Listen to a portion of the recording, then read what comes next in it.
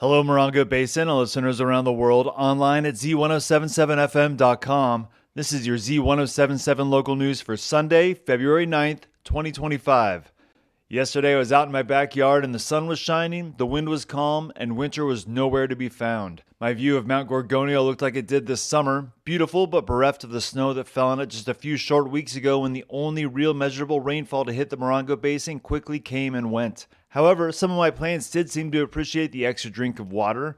A prickly pear in my front yard perked back up after the rain, demonstrating the power of deeper watering for native plants. I hand water most of my native plants around my house, which I usually pair with a weekly listen to the Unique Garden Show with Mike Branning. Welcome to the Unique Garden Show, hosted by Mike Branning, owner of the Unique Garden Center.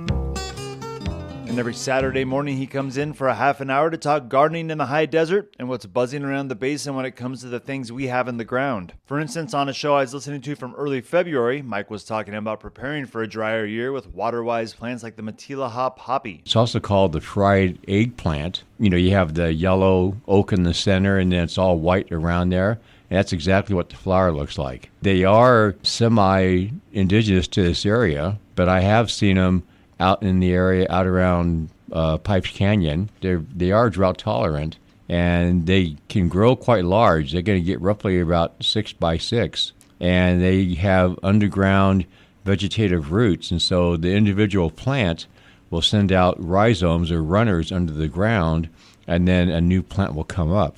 Warm days can make colder months feel prematurely like spring, but one of the main things missing from the airwaves in winter is our pollinating insects like bees.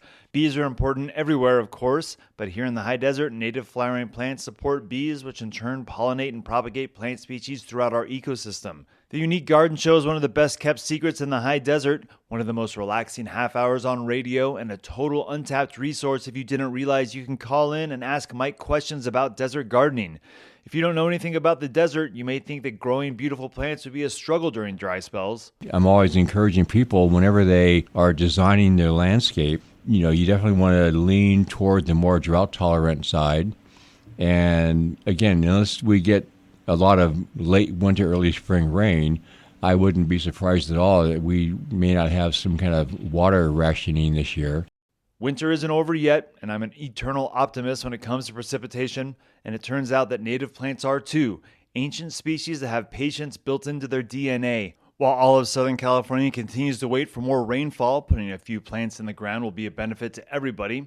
If you're a bit nervous about growing in the high desert, don't be, and listening to Mike Branning's show is a great place to start.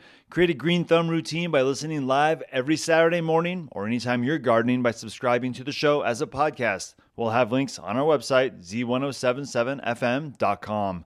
That's your local news for Sunday. Reporting out of Joshua Tree, California, alongside the award-winning Z107.7 news team, I'm Robert Hayden.